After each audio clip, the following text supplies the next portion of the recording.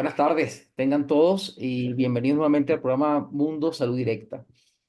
Para los que no me conocen, soy Luis Chávez, el CEO y fundador de la empresa que crea aquí en México el primer ecosistema de salud con participación de universidades, empresas e instituciones.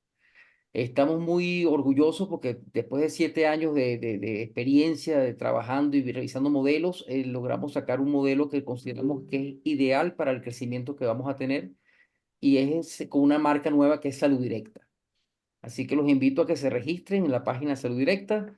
Es un registro totalmente gratuito y pueden hacerlo con el rol que más les beneficia o con varios roles. Pueden ser pacientes, profesionales que quieren ofrecer sus servicios a través de nosotros, bien sea en cualquiera de las modalidades existentes. Así como pueden ser personal administrativo o de investigación de alguna universidad. Es totalmente gratuito, repito, ¿no? Y hoy estamos muy contentos al tener nuevamente con nosotros en el programa de entrevistas Mundo Salud Directo al doctor Marco Antonio Cubillo León. Bienvenido, doctor Cubillo. Un gusto como siempre estar con ustedes. Un placer tenerte nuevamente con nosotros. Hace ya unos años empezamos las primeras entrevistas con la marca Quibi y tuvimos la oportunidad de tener al doctor con nosotros hablándonos un poco de fisioterapia. Hoy tenemos un tema muy de actualidad y muy pertinente que es la innovación en gerontología y en la atención de adultos mayores. Digo que es muy pertinente porque desde hace unas décadas, hace varios años, muchos de nosotros, la gran mayoría, se están dando cuenta que gran parte de las personas están viviendo muchos más años que décadas pasadas. Y es una realidad que trae consigo múltiples situaciones y hasta conflictos, como es el caso de los fondos de pensiones y de este tipo de cosas en distintos países, pero que es algo que es una realidad, ¿no? Yo, por poner un ejemplo, hace unos 5 años tuve la oportunidad de estar en el lanzamiento de un libro que tenía que ver por casualidad con el tema de la vejez y el tema del futuro de la inmortalidad que muchos predicen como que es algo que puede ocurrir en el futuro. Y el embajador de Japón, en sus palabras de bienvenida, dijo algo que me impactó, que en ese momento en Japón tenían registrado más de 100.000 japoneses con más de 100 años. En la antigüedad, hace años, décadas atrás, cuando alguien llegaba a 100 años, salía en primera plana en el periódico, decían, oye, el abuelo llegó a 100 años. Hoy en día es muy común, entonces quiere decir que todos estamos viviendo más en general, ¿no? Mucha gente está viviendo más, y es un tema bien, bien importante para lo que vamos a tratar hoy, ¿no? Pero bueno, para empezar el tema, quiero hacer una pequeña reseña al doctor Cubillo. Es médico cirujano con especialidad en medicina de rehabilitación, tiene especialidad en ciencias de la complejidad y maestrías en gerontología social y estrategias de atención al adulto mayor. También cuenta con un doctorado en pensamiento complejo. En su línea de investigación están estudios de fenómenos complejos, tales como del fenómeno de la discapacidad, del proceso de envejecimiento y de los modelos de intervención transdisciplinaria, que también creo que vamos a conversar de eso más adelante, ¿no?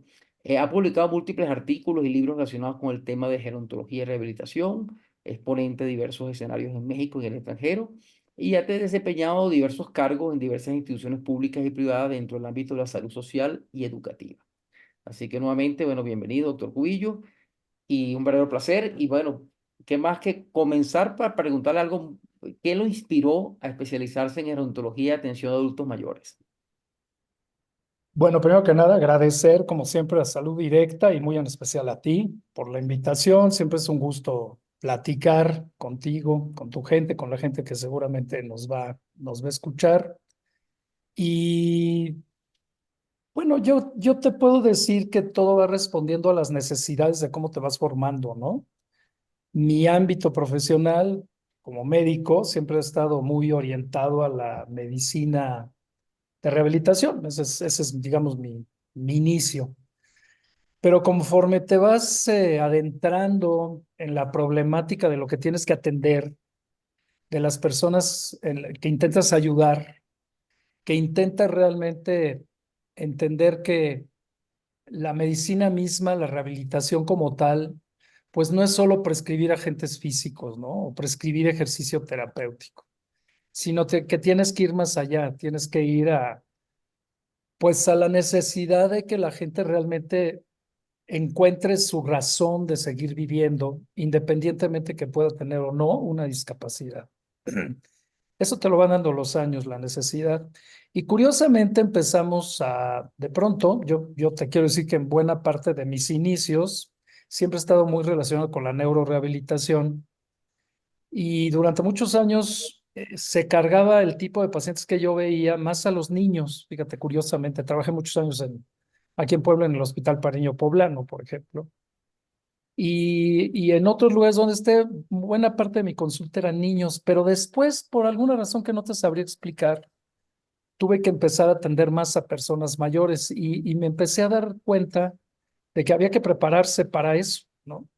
Y además se veía venir lo que ya estamos, lo que tú muy bien decías al principio, ya se veía venir eh, este fenómeno en donde estamos viendo como el ser humano está ganando años de vida, ha ganado años de vida. Y empezamos a darnos cuenta que la verdad es que como especie humana, hemos evolucionado, ¿eh? Y hemos evolucionado en el sentido que hemos ganado años de vida. Y ahora creo que hay una responsabilidad para que esos años de vida le agreguemos calidad de vida, ¿no? Le agreguemos algo más a esos años.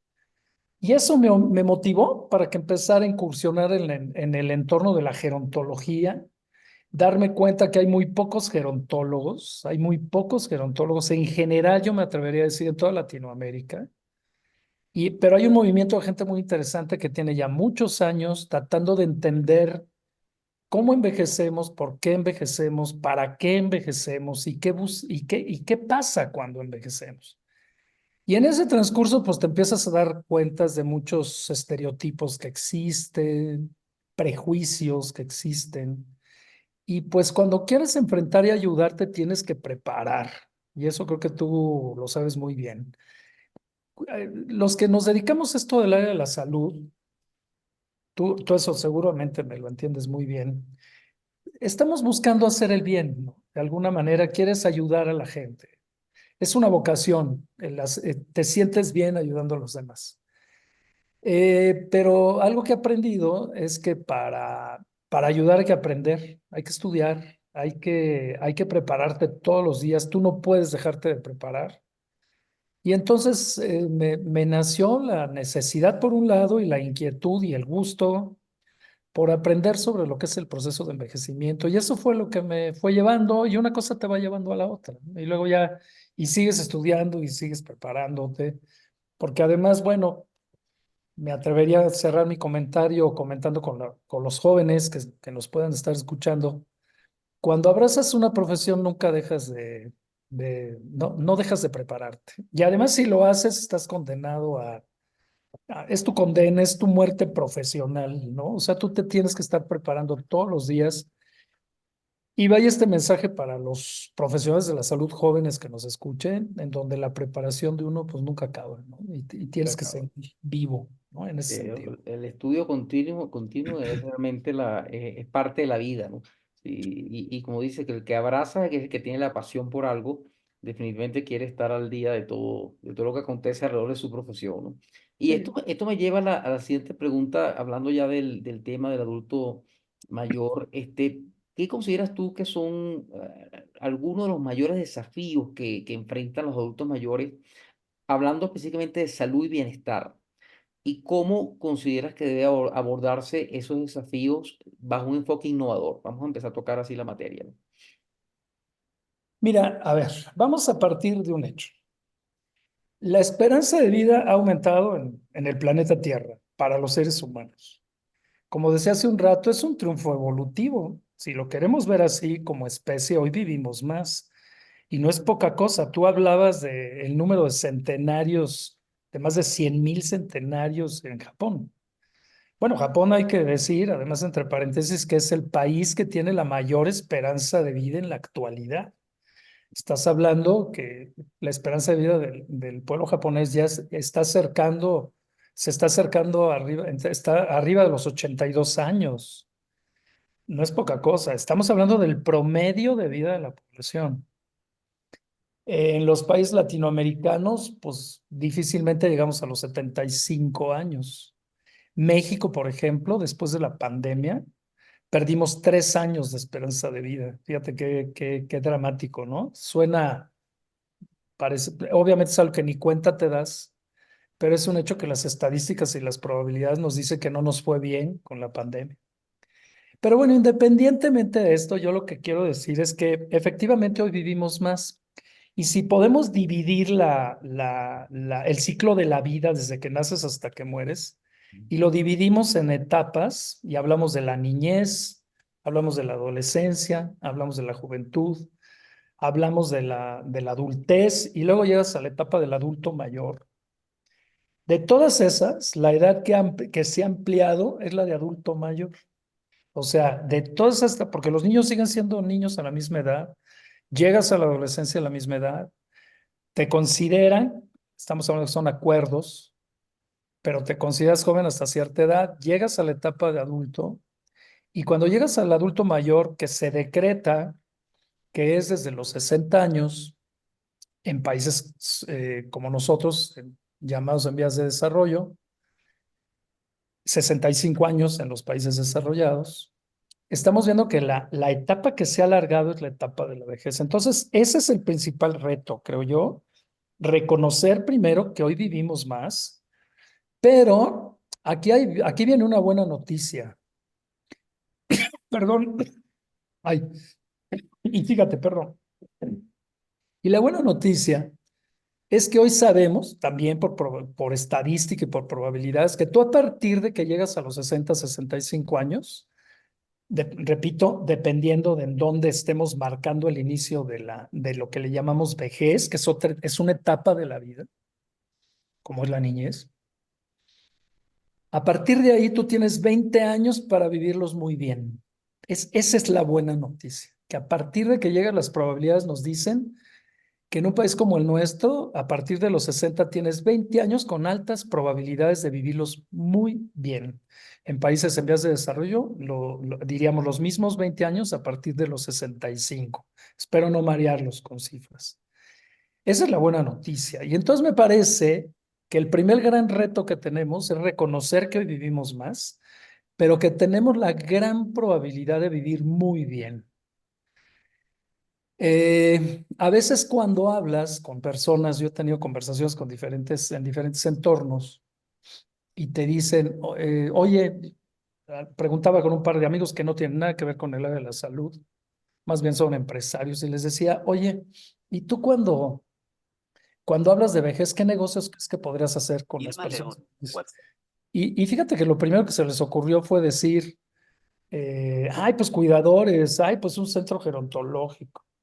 Y les dije, pues bueno, sí, no dudo que sean necesidades importantes, pero también a propósito, y la pregunta la hice con toda intención, le digo, oye, ¿y tus mejores clientes en lo que uno se dedica a la asesoría en una casa de bolsa importante aquí en Puebla, y otro tiene negocios de automóviles de lujo? Y le pregunté, con toda la intención les preguntaba, oye, ¿quiénes son tus mejores clientes? ¿Quiénes tienen, quiénes les va mejor como para poderte comprar un auto a ti? ¿O quién te pide asesoría para sus negocios? Pues todos son personas mayores de 60, 65, 70 años, sus mejores clientes. ¿Explico? Entonces ahí les dije, entonces ¿tú crees que los negocios gerontológicos tienen que ser solo pensando en lo que le falta a los adultos mayores en cuanto a salud?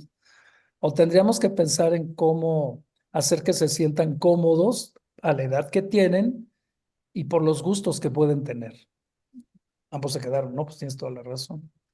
¿Qué quiero decir con esto? Que a veces lo que retratamos en la vejez es la parte negativa de la vejez. De hecho, discriminamos por la vejez. Sí, sí, sí. Eso se llama viejismo, cuando discriminas por ser una persona mayor. O edadismo, que va de la mano, cuando discriminas a alguien tan solo por la edad que tiene. Y sabes algo, que la forma de discriminación más fuerte que existe hoy, por lo menos la más amplia, es discriminar por edad. Y quien discrimina por edad no se da cuenta que tarde o temprano va a llegar a ella. Entonces, ese creo que es otro reto, es el quitar esa parte negativa de ser viejo, ¿no? porque son una serie de mitos, una serie de prejuicios que lo hemos ido construyendo socialmente. Y el problema, fíjate, no es solo que tú siendo joven no quieras ser viejo, y ahorita hablaríamos un poco de eso, sino que siendo viejo, de veras te sientes viejo y condenado. Es como una especie de ¿cómo Flagelación, se de le alguna llama? manera, sí, Efectivamente. psicológica. Sí, es una manera en donde tú solo crees que porque llegaste a esa edad ya estás fuera de la jugada. Y creo que ese es el mayor riesgo, fíjate. Si me permites decirlo, tenemos que construir una manera diferente de ver a la vejez. Sí, sí. Y Cambios cuando me culturales. hablas de innovación, me dices, ¿y cuál sería la innovación? Y en eso, ¿cómo innovar con lo viejo? Fíjate Ujú. qué manera de jugar con las palabras. Pues creo que podemos hacer y mucho. Podemos innovar cambiando esta manera de ver la vejez y en lugar de verlo como condena, verlo como aspiración. Me gusta decirlo, me gusta decir esto. Y creo que eso es bien importante, porque si bien te ven la vida, vas a llegar a viejo y vas a vivir bien, porque si mal te va, ni llegas, Ni ni llegas, ni llegas, llegas, ¿no? ni vas a tener la oportunidad de disfrutar, para ver, viéndolo positivamente el tema. Y fíjate que mencionaste algo que es bien interesante, que es un tema cultural. Por Amigos, supuesto. definitivamente esa cultura de los jóvenes, que es como tradicional, de que ver al viejo viejo y relacionarlo con que no puede hacer cosas, es algo que cada día más choca contra la realidad. Como yo te he mencionado anteriormente, yo tenido la oportunidad en los últimos años de meterme en el mundo de los teatrones y ha sido impresionante cómo veo cada vez más gente de más edad que la mía, haciendo este tipo de competencias que son muy fuertes. Y de hecho hay algunas personas que tienen hasta récord ahorita de más de 80 años completando un Ironman, cosa que era impensable, pero ni remotamente décadas atrás. Muchos salen haciendo maratones. Ahorita tenemos hasta la presencia de un boxeador de más de 60 años que quiere volver a boxear, como es Mike Tyson. O sea, eso también era insoñable. Se decía que ya la persona después de los 40 años ya iba camino hacia abajo en el sentido de su condición, que no es, que es cierto, que hay cosas que se pierden, pero que definitivamente estamos viendo que la gente lo puede hacer. Usted puede disfrutar de cosas y tener actividad física, disfrutar de muchas cosas que antes eran impensables. Entonces es un tema. Y tocaste la innovación y quería más o menos saber un poquito en esa atención de gerontológica, ¿cómo considera, qué otro aspecto considerarías como de innovación que pudiéramos estar implementando? Mira, Luis Alfonso, creo que si nosotros cambiamos la mentalidad, se da por default la innovación, ¿no? Hoy hay una corriente muy importante en la gerontología a nivel mundial, de la cual nos hemos subido a ese tren, que es lo que hoy le llamamos la nueva longevidad. ¿Qué es la nueva longevidad? Es una percepción, lo dice muy bien un gran amigo y alguien que, bueno, es uno de los líderes de este tema, Diego Bernardini. Él lo dice claramente, dice, el hablar de esta nueva longevidad es una visión de 360 grados, en donde entendemos que lo que tiene que hacer la persona que está ahí es entender que la vida vale la pena vivirla y que además, por supuesto que conforme vas creciendo y vas pasando tu ciclo de vida, pues vas teniendo otra serie de necesidades, no son las mismas necesidades que tenemos tú y yo, a las necesidades que tiene un crío de 8 años o el adolescente de 15, el joven de 18, me explico, o sea, vamos adquiriendo otro tipo de necesidades y creo que tenemos que aprender a identificarlas. Me regreso un poquito antes de contestarte. Yo, por ejemplo, suelo hacer mucho la pregunta a mis alumnos, como tú bien sabes, bueno, doy clases de hace mucho tiempo a nivel superior, y siempre que se da la oportunidad y que encuentro el huequito, les pregunto, ¿quién quiere llegar a ser mayor? Y es increíble que la mayoría se voltean a ver, medio se ríen nerviosamente y un porcentaje muy alto te dice, yo no quiero. Mm. Fíjate qué terrible, porque cuando tú lo ves, alguien que ya tiene más tiempo en este planeta, dices, ¿cómo que no quieres vivir? Pues, quién te dio certificado de caducidad o cómo? Y es ese constructo que se ha dado de que piensan que no, que el hecho de ser viejo significa que estás fuera de la jugada, ¿no? Fuera de la jugada de la vida. fuera de la jugada de la vida. Yo entonces aprovecho aquí para decir tres cosas que creo que pueden ser interesantes para quien nos escuche. Y ahora, y ya, y te contesto. No se me ha olvidado. A ver, yo creo que, a ver, cuando hablas de qué es ser viejo, creo que hay tres maneras, a mí me gusta decir que hay tres maneras de definir. Uno, pues es la edad, ¿no? Es una etiqueta que te dicen que a partir de tal edad ya puedes ir a tramitar una credencial porque ya se te considera adulto mayor. Bueno, es la edad. Pero otra manera de entender la vejez es la parte biológica. Y si algo caracteriza el envejecimiento, que es el proceso, la edad es la etapa, el envejecimiento es el proceso. Cuando tú hablas de eso, entonces dices, bueno, desde el punto de vista biológico, algo que caracteriza el envejecimiento es que es bien heterogéneo, es decir, todos envejecemos de maneras bien diferentes. Tú lo ves y todos lo vemos. Hay gente que a lo mejor no ha llegado, está lejos de los 60 años y cuando lo ves no le calculas menos de 60, 70 años. Y hay gente que tiene más de 60 y no das crédito que los tenga. El mejor ejemplo, que puede ser muy significativo, porque va de la mano con lo que tú hablabas ahorita de los triatlones, la finalista para el concurso Miss Universo de Buenos Aires, que va a competir por el Miss Universo Argentina, tiene más de 60 años. Dime eso, ¿cuándo lo íbamos a ver? Me explico. ¿Y eso qué quiere decir? Que la tercera forma de cómo vemos el envejecimiento es la percepción que tienes de él. Entonces ya son tres. Uno es la edad, el número. Dos es entender que biológicamente somos diferentes y no todos envejecemos igual. En eso podemos intervenir, ahora lo comentaré. Y la otra muy importante es tu percepción. ¿Cuál es la percepción que tienes de lo que es ser viejo? Y entonces, cuando hablamos de eso, dices, wow, oye, pues es cierto, ¿no? Yo lo platico con muchos de mis pacientes o personas que conozco que son mayores de edad, que ya están en el tramo de la vejez. Y casi siempre la gente que es positiva ve la vejez en el otro, ¿no? Lo cual también habría que ver si no te estás negando a ti mismo. Pero la verdad es que tú ves la vejez en el otro y muchas veces no la ves en ti mismo, porque no te sientes que estés en una etapa donde tengas que restringir las actividades que puedes y quieres hacer por el solo hecho que te digan que tienes una edad. Fíjate qué interesante. Esto me parece que es sensacional. Este ejemplo que fue una noticia bomba en toda Argentina, de ver que una finalista de un concurso Miss Universo, es una mujer que no es guapísima, por cierto, Sí, y tiene 60 años, tiene más, no me quiero equivocar, 61 no tiene creo. menos, creo 60, que por allá. creo que yo vi la Perdón. noticia, creo que es 61. Ujú. Bueno, échale. Entonces, ¿cuándo te ibas a imaginar eso? Y cuando tú la ves, es una mujer hermosa, guapísima, y más guapa será seguramente por la forma que tenga de pensar y por la manera en la que se percibe y vive la vida. Entonces, ¿qué quiero decir con esto? Que a partir de eso, entonces empieza a ver cuáles son tus necesidades. Y a partir de eso es donde la gerontología entra.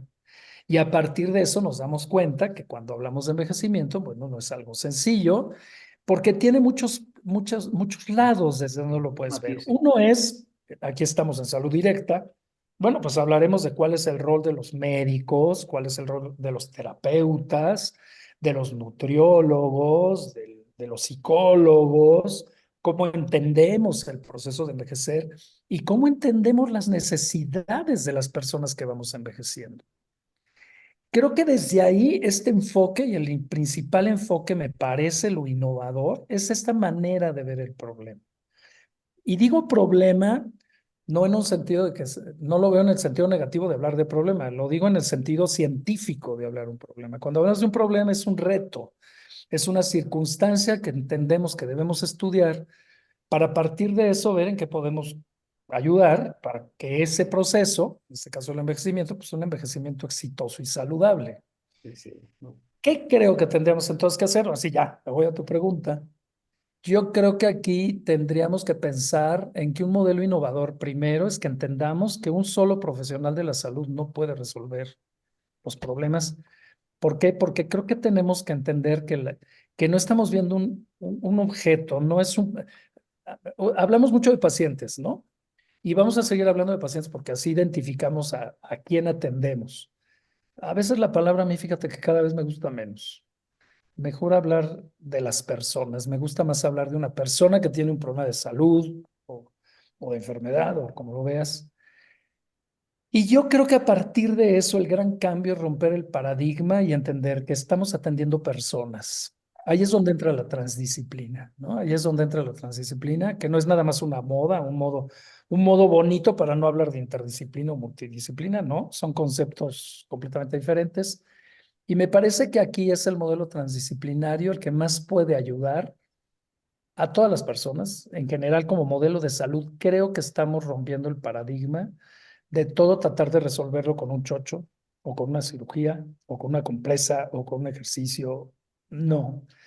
El lograr la salud y el equilibrio emocional, biológico y social de una persona, y agregaría espiritual, requiere de entender el problema Sí. desde diferentes aristas. Tú lo entiendes muy bien por todo esto que estás construyendo, este ecosistema que estás haciendo de salud, que es una locura, y luego locura también como una cosa maravillosa. O sea, están haciendo algo ustedes en donde están integrando todo lo que tiene que ver con la salud, que no es nada más los médicos, ¿no? Yo creo que ustedes, creo que están haciendo algo que va para ese camino. Fíjate, me atrevo a decir, Sí, sí, ¿cómo no, ves?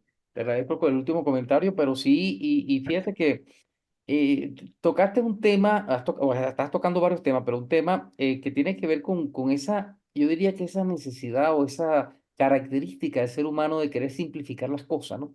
Nosotros siempre queremos simplificarlo y decir todos los hombres son así, todas las mujeres son así, todos los viejos son así. Y esa simplificación o manera de atender un problema o una situación es la que nos lleva, si quiere, a que cuando vemos los temas complejos no, nos cuesta como que aceptar que tienen que ser atacados de múltiples aspectos, con múltiples personas que interactúen en un tema más bien de trabajo colaborativo, ¿no? Yo lo veo de esa forma. Y lo otro es que cuando utilizas utilizas la expresión problema desde el punto de vista de investigador que se enfrenta a un problema, pero yo lo veo más que todo como una situación. Porque la vejez realmente es una situación, como tú lo describiste muy bien, y es una situación que dependiendo en qué punto está la situación y cuáles son tus características particulares, tendrás mayor o menor interacción con ese ecosistema de apoyo que te va a ayudar a que tengas una vez más feliz desde el punto de vista que estés más activo y disfrutes la vida, ¿no?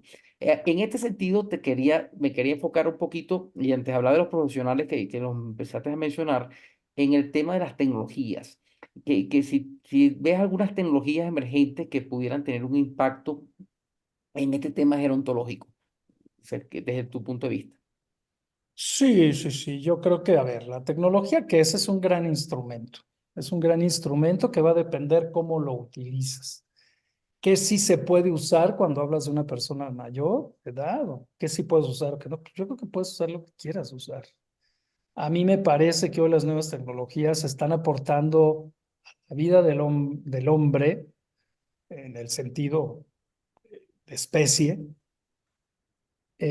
nos están aportando una maravilla de posibilidades para poderlas utilizar. Claro, vamos a caer de que como todo aporte en tecnológico nuevo depende de quién lo aplica y para qué lo quieres aplicar, ¿no? ¿Cómo? Entonces, pues la energía, no sé, lo primero que me viene a la mente, bueno, la energía nuclear es una maravilla, termina por ser la que menos contamina, es la más rentable, pero hay quien la usa para hacer bombas. No, bueno, pues es que ahí ya qué hacemos y que por eso no va a haber tecnología. Hoy, por ejemplo, hablamos de la inteligencia artificial, Ujú. tratando de ir hacia donde tú vas. Caramba, es una verdadera maravilla lo que tú puedes hacer. Cuando lo utilizas bien con responsabilidad y siempre cuestionándote los dilemas éticos en donde te puedes meter para usar este tipo de tecnología como con cualquier otra tecnología, pues es una verdadera maravilla. Te facilita la existencia, te ahorra tiempo para personas como tú, como yo, como los profesionales de la salud que siempre estamos al tope, llenos de actividades. Cuando las sabes usar en tu beneficio, no para que te sustituya, ojo, pero sí para hacerte más fuerte, para ahorrarte tiempo Y cuando digo ahorrarte tiempo, es para que tengas más tiempo para hacer las cosas que como ser humano tienes que hacer. Me parece que es maravilloso. Creo que ese sería un ejemplo muy bueno. La inteligencia artificial hoy nos permite ahorrar tiempo, nos permite hacer cosas que a veces las hacemos de manera mecánica, pero que siempre la tienes que estar supervisando porque es un proceso que está también en desarrollo. No me atrevería a decir, creo que estaríamos lejos, decir que la inteligencia artificial va a terminar por suplir al ser humano. Bueno, como lo ha hecho la tecnología, que pues, hay labores rudas que hoy no ves que lo haga un ser humano y lo hace un robot. Está bien, es una manera de, pues en lugar de que tú estés cargando un objeto pesado, que te estés lastimando la espalda, pues mejor que lo haga un robot y no se va a lastimar la espalda y todos felices y contentos. Pero alguien tiene que supervisar al robot y tiene que ver que lo haga bien. En fin, yo lo que creo es que sí, hay varias cosas interesantísimas. Justo fíjate que en estos días, en un examen profesional de uno de nuestros alumnos, veíamos que presentaba una tesis precisamente sobre el desarrollo tecnológico y hablaba del papel de los robots, por ejemplo. Hoy los robots en Japón, mira, volvemos a Japón, vamos a llegar ahí. Pues hoy estamos viendo que hay robots que están trabajando. No creo que sea esa la mejor solución, pero están trabajando en personas que viven en situación de soledad, por ejemplo. Y están trabajando y es alguien que está contigo, no es un ser vivo, pero está contigo y de alguna manera ayuda a paliar la soledad en la que puedes vivir. No deja de ser un objeto inanimado, por más humanoide que parezca, pero ahí tienes una tecnología que está dando buenos resultados a alguien que no platica con nadie, que no tiene con quién hablar y que puede hacerlo con una máquina. En lo particular, no sé a ti, pero a mí me cuesta porque, bueno, también yo soy de otra generación, ¿no? Intento ir al día y acomodarme, pero cuando tú platicas con esa gente, pues resulta que están muy cómodos con ese reloj, ¿no? Digo, con ese robot, perdón. Eh, bueno, ahí tienes una manera de aplicarla. Ahora, porque tenemos robots, debemos de dejar solas a las gentes que queremos, a nuestros adultos mayores. Ahí es donde ya nos tendremos que cuestionar, ¿no? O sea, yo creo que la tecnología, por ejemplo, los robots, pues llegaron para quedarse, Luis Alfonso, llegaron para quedarse. La tecnología es bien de acuerdo. Oye, si alguien te va a estar recordando que no se te olvide tomar tu medicamento, que alguien te va a estar recordando que tienes que hablarle a tu médico para sacar tu cita, y ese alguien es un robot, pero te está dando un servicio para que tú te mantengas bien vigente y te mantengas sano, vale la pena usarlo. Ya si lo que prefieres es sustituir al hijo que no te visita por un robot, bueno, ahí ya estamos hablando de otra cosa, ¿no? No sé, creo que serían algunos de los ejemplos que hoy en gerontología incluso están siendo motivo de estudio, fíjate. No, y fíjate hablando de otra área que tú también tienes muy background, que es el tema de la fisioterapia. La pregunta iba en el sentido de hasta dónde ves el uso de la fisioterapia holística para la atención a adultos mayores, pero también recuerdo que no hace mucho vi un programa donde había como una especie de robot que hacía ciertos ejercicios de fisioterapia en pacientes. Eso se está usando en algunos hospitales y clínicas modernos.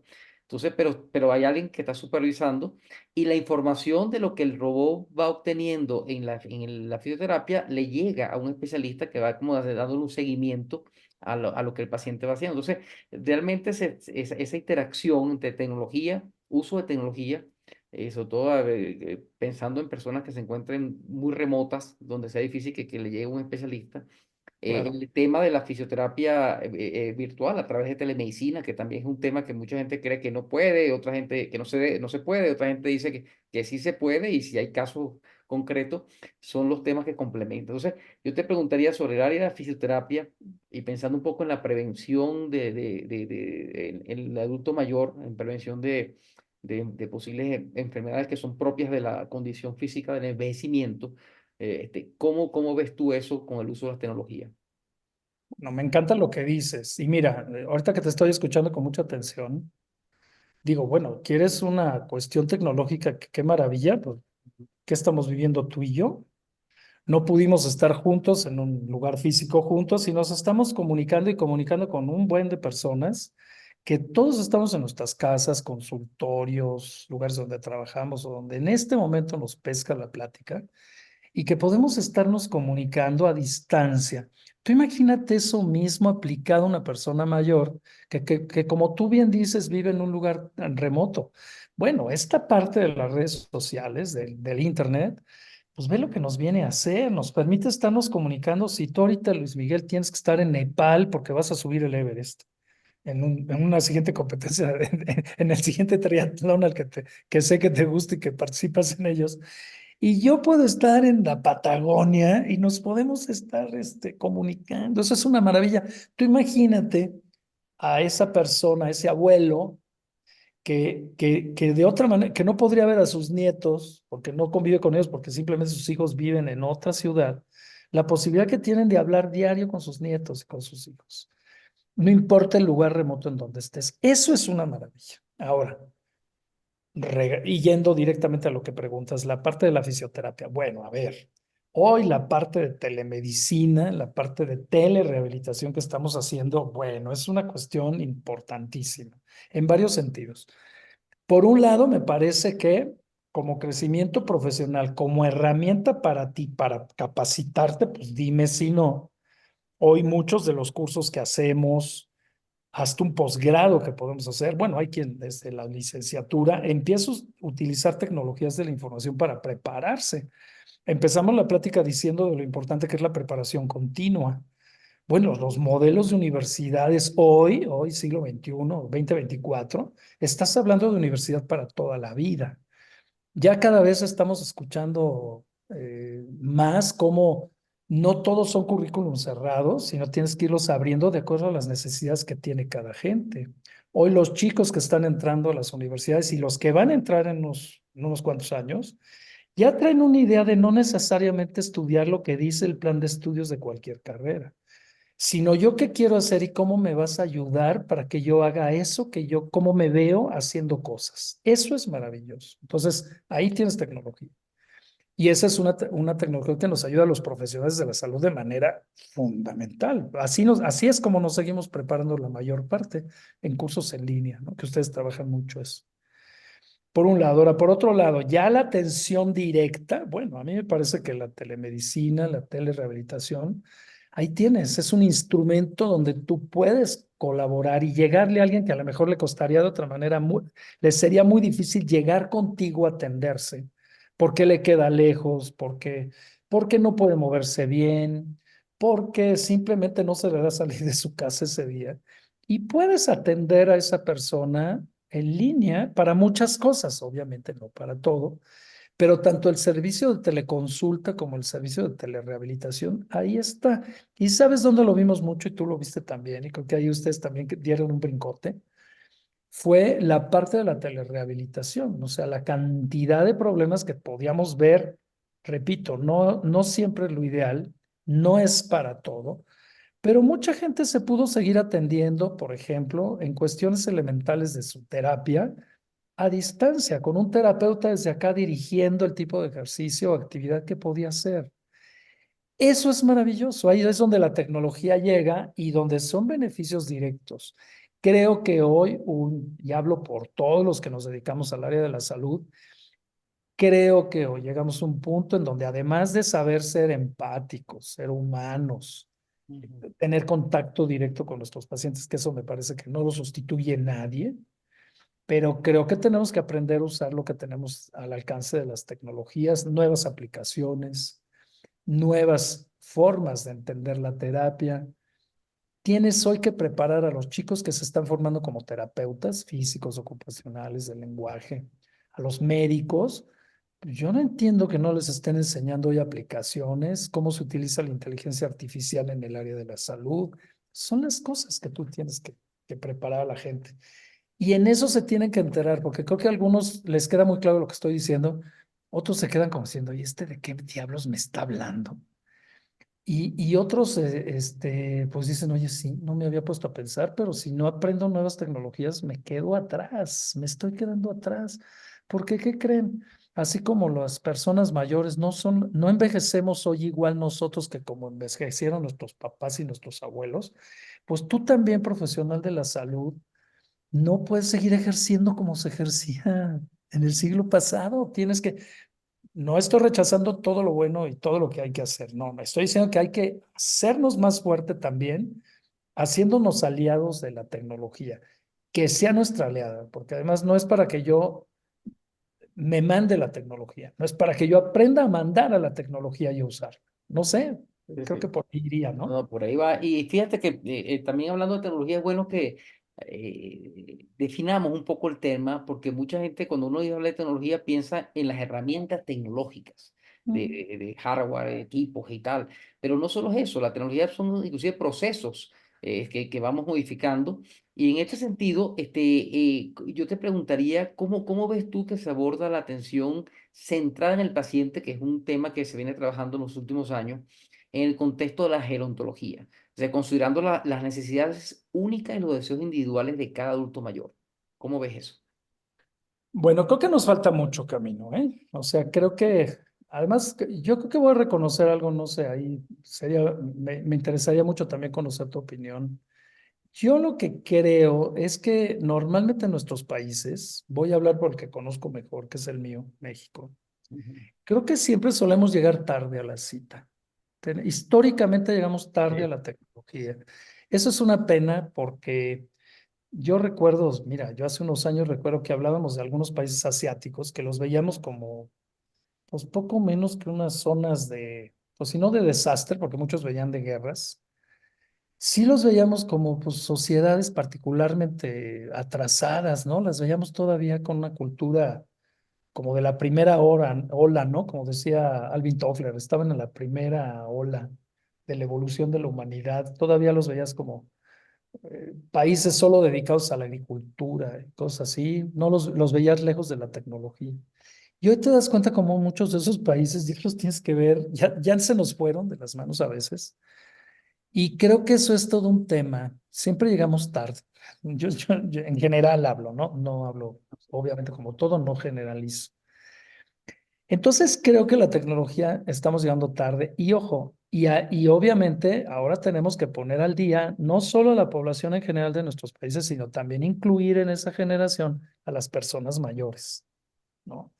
Partiendo de esta premisa y partiendo de cómo lo están, cómo yo, bueno, por lo menos es la percepción que yo tengo, me parece entonces, Luis Alfonso, que lo que tendríamos que pensar es en que tenemos que ir sumando a la gente mayor a que entienda que tiene otras alternativas y que pierde el miedo a la tecnología, que creo que ahí no solo son las personas mayores, pero tienes que aprender a usar la tecnología en tu favor. Me parece que a veces lo que nos pasa es que nos esclavizamos un poco con la tecnología. Creemos que ay, es bueno porque es lo nuevo, porque es el último modelo de teléfono que nos trajeron, porque es la última computadora. Y entonces, a veces incluso yo lo noto mucho cuando hablamos con nuestros colegas de rehabilitación, que están metidos también en el tema de rehabilitación gerontológica, por ejemplo. Lo bueno es el último equipo que me vinieron a ofrecer, ¿no? Y pues sí, qué bueno que tengas cada vez equipos más actualizados, pero en el caso de un terapeuta, pues la tecnología está en tus manos y lo digo literal, ¿no? Porque es un profesional que aprende a usar sus manos para curar, ¿no? Entonces yo creo que acá es un poquito encontrar ese balance, Luis Alfonso. Yo creo que tenemos que encontrar el balance de cómo soy humano, eso no lo puedo perder. Por más tecnología no podemos perder eso.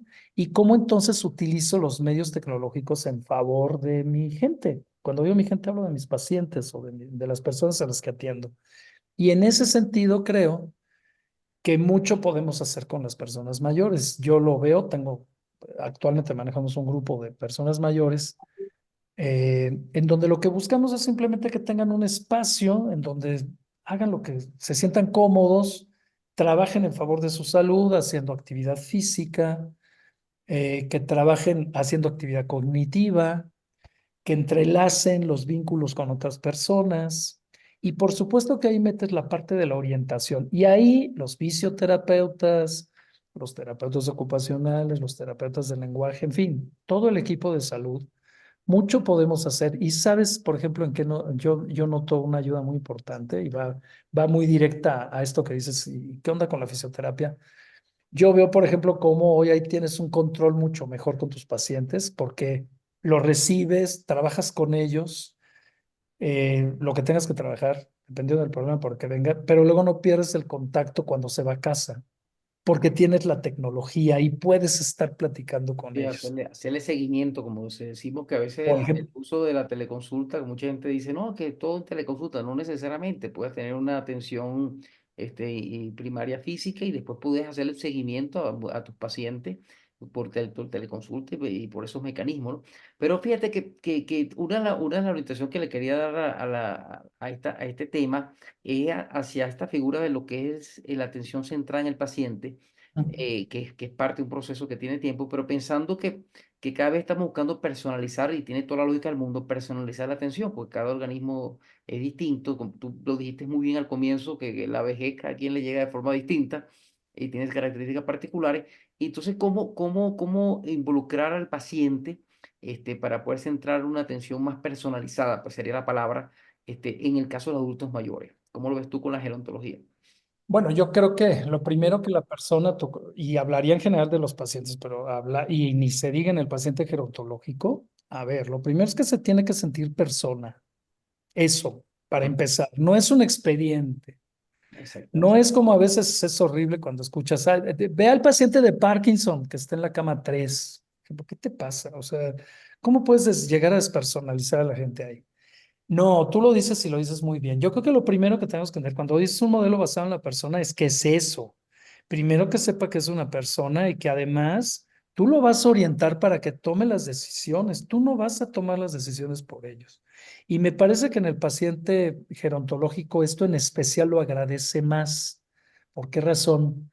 Porque a veces viene de un entorno en donde pareciera que se le empiece a anular en su capacidad de tomar decisiones. Yo creo que aquí es muy importante que como equipo de tratamiento, como equipo gerontológico, como equipo de rehabilitación, como equipo de salud, primero entendamos que en el centro de todo esto está la persona. Yo creo que eso es lo primero, porque cuando decimos un modelo basado en la persona es que la persona está en el centro y él es el que decide. Tú le vas a dar elementos para que tome las mejores decisiones, ¿no?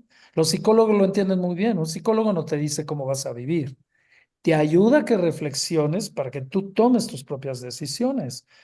Hay de aquel psicólogo que pretende arreglarle la vida con sus propias decisiones a una persona. Pues, está Ok. transgrediendo y rompiendo toda la ética, ¿no? Y creo que eso también lo tenemos que asumir los demás profesionales de la salud. Y en el caso del paciente gerontológico, me parece que lo primero que tiene que saber la persona es sentirse como tal, te lo va a agradecer y tú lo que vas a hacer es irlo orientando con lo que tú sabes, con toda el área de expertise que tienes, cómo puede ir mejorando su estado de salud, ¿no? La gente, también tenemos que reconocer que la mayor parte de la gente se acerca contigo cuando ya tiene un problema de salud. Y a veces nos falta mucho la cultura de prevención. Creo que mucho tenemos que hacer también ahí, ¿no? Que sepas que si tú cuidas aspectos de tu vida, pues si tú cuidas y tienes una mejor manera de vivir, vas a tener mejor salud y vas a ir menos al médico porque tengas problemas. Mejor ve al médico pues, para que sigas estando sano, ¿no? A mí me gusta mucho, por ejemplo, el concepto que tienen de medicina preventiva, por ejemplo, nuestros amigos de Cuba, por ejemplo, ¿no? En donde pues al médico no le pagan por cuántos enfermos ve, le pagan para que no se le enferme la gente que le toca atender, independientemente de que esto obedezca a toda una serie de cuestiones sociales, todo lo que tú quieras, pero es un enfoque muy, muy lindo en el sentido de yo tengo que preocuparme más por mantener la salud que por curar la enfermedad. Aunque al final de cuentas, cuando llegue alguien enfermo, pues hay que atenderlo, ¿no? Pero, pero esto creo que sería lindo, que todo el mundo nos enfocáramos más a la parte de la prevención. Y mira, tratando de ser muy concreto, porque es un tema ciertamente complejo, pero mira, hay 5 cosas que tú como una persona mayor tienes que hacer. Uno, que haga actividad física. Eso es fundamental. Y aquí muchos de los que están seguramente escuchando no saben lo que es eso. Todos los fisioterapeutas, pues es a lo que se dedican, ¿no? Y no tienes que atenderlo solo cuando llegó alguien lastimado. Lo puedes atenderle y darle un programa de actividad a alguien para que se mantenga activo y Sí. sano, ¿no? Dos, mentalmente activo. Esto es fundamental, ¿no? Me gusta decir, hay un dicho por ahí en neurociencias que dice que lo que es bueno para el corazón es bueno para el cerebro. Bueno, va en el sentido de que si tú haces actividad física, eso te va a ayudar a tu cerebro. Esas son dos cosas fundamentales. Tercero, que no es menos importante, el descanso. Así como es importante la actividad, el descanso es fundamental en todas las edades para mantener un equilibrio en la neurobiología de tu cerebro. Ujú. Y en el caso de una persona mayor, pues con mayor razón. Cuarta, no menos importante, hay que ver qué comes. O sea, tienes que La tener un buen nutrición. combustible para mantenerte un equilibrio. La nutrición me parece que es un aspecto fundamental. Muchas cosas las resuelves con una buena dieta y cuidando tus hábitos alimenticios, a veces que andar recetando medicinas, ¿no? Y te lo digo yo como médico.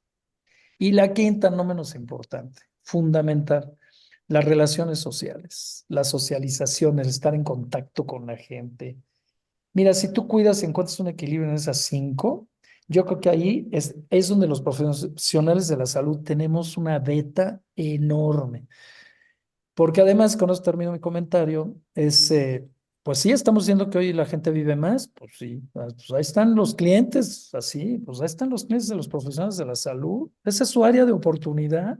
La población está envejeciendo y cada vez vas a tener más personas mayores que atender. Y eso es un área de oportunidad extraordinaria. No sé tú cómo veas. No, no, por supuesto. Y fíjate, mira, lamentablemente el tiempo nos está comiendo, pero hay dos preguntas que te voy a hacer en una, Ok. que para que las respondas como consideres. Una tiene que ver con cuál es la visión que que tú tienes sobre ese futuro de cuidado de los adultos mayores. Y la otra tiene que ver que lo mencionaste ahorita con las relaciones sociales. ¿Qué papel consideras que juega la familia en el tratamiento y cuidado de sus pacientes geriátricos, odontológicos mayores, pues? La No, visión y el papel de la familia, ¿cómo lo ves? no, bueno, pues es fundamental. A ver, el ser humano es un ser social por definición. Necesitamos estar en contacto con la gente. Yo ese quinto punto que te decía ahorita tiene que ver con eso precisamente. O sea, la salud viene desde la salud en cuanto a la relación que tenemos con los demás y en especial con nuestra gente cercana, que pueden o no ser familiares.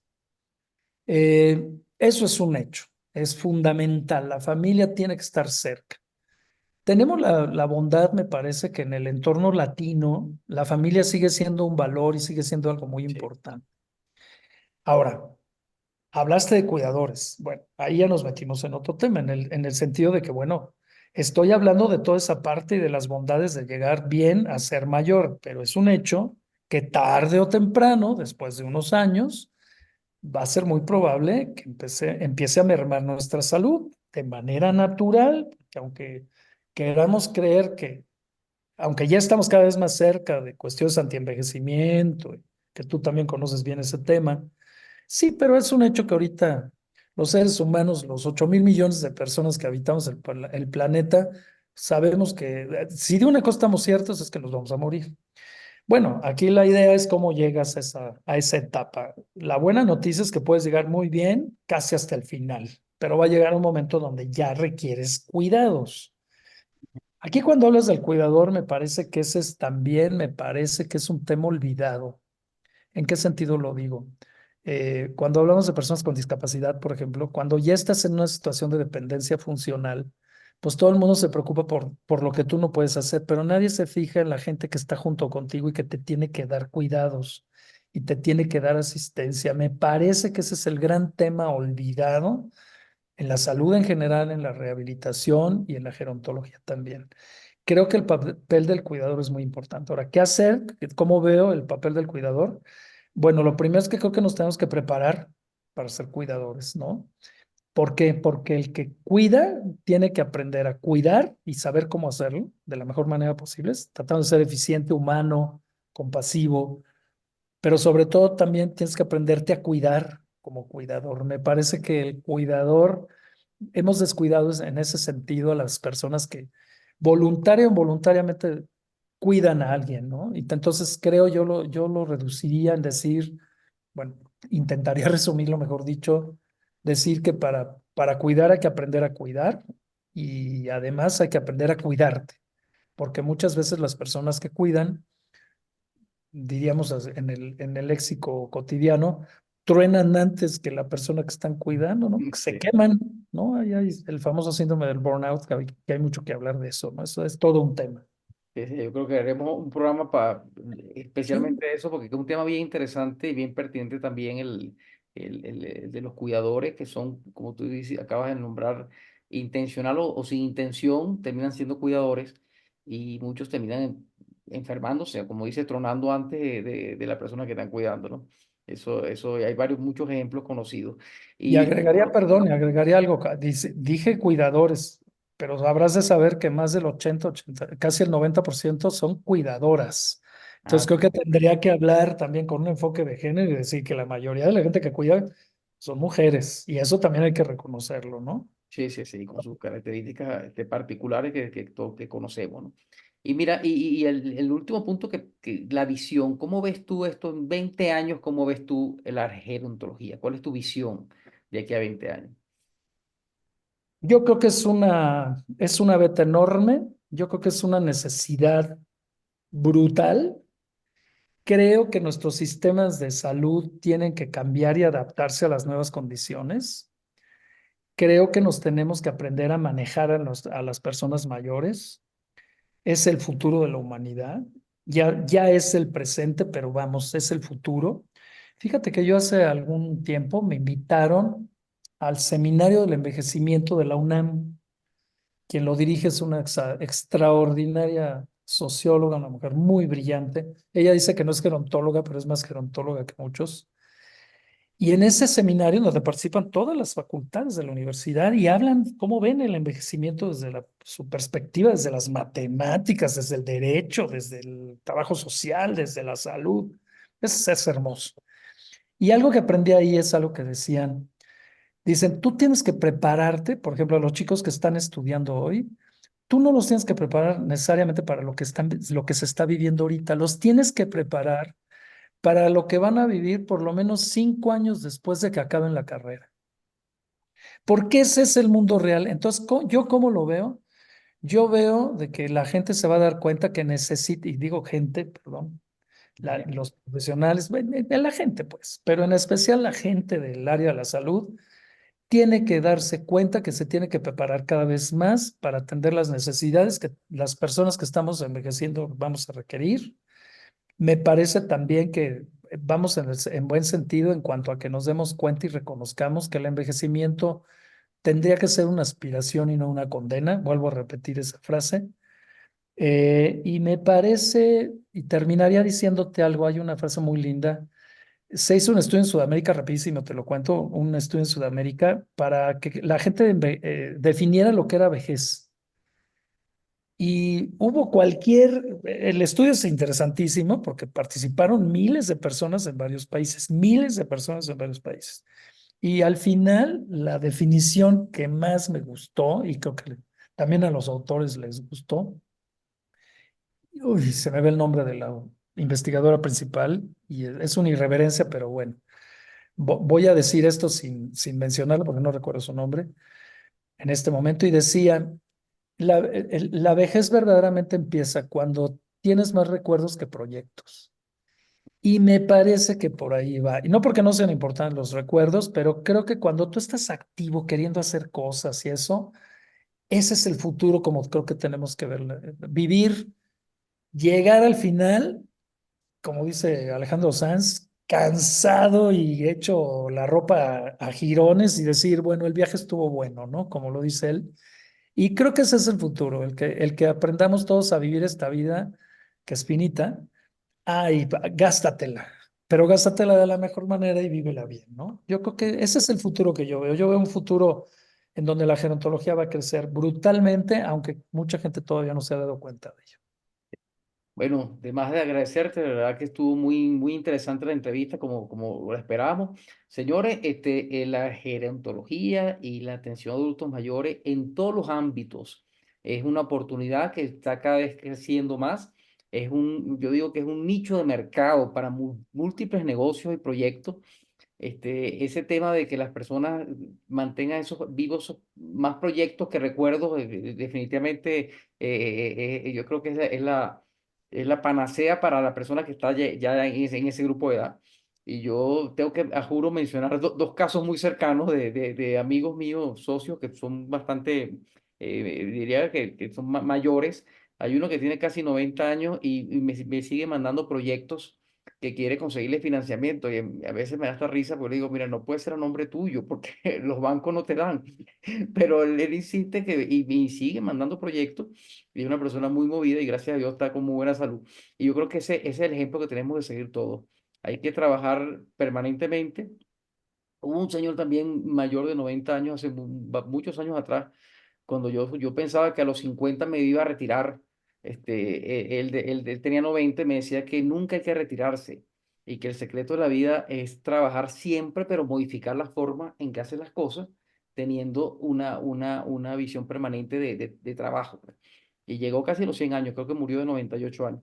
Así que, señores, este es todo un tema que vamos a seguir desarrollando más adelante porque tiene muchas aristas importantes. Entonces, muchas gracias de nuevo, doctor Marcos, doctor Cubillo, por estar con nosotros. Y bueno, también les menciono para cerrar que el nuevo, con Salud Directa, estamos no solo apoyando con nuestras aplicaciones los distintos entes que participan, sino que estamos inclusive ofreciendo tecnologías que nos llegan a nosotros con aliados para que puedan inclusive las mismas instituciones desarrollarlas, ¿no? Y un caso que estamos ahorita en plena evaluación con la Universidad CEMOCH, donde el doctor Cuillo fue rector y es uno de los miembros directivos, la posibilidad de utilizar tecnologías nuestras para en beneficio de su comunidad. En eso estamos y es algo que vamos a seguir desarrollando para seguir creando este ecosistema de salud en beneficio de todos. Así que muchas gracias y los invito, bueno, ya la próxima semana para otro programa de Mundo Salud Directa. Muchas gracias.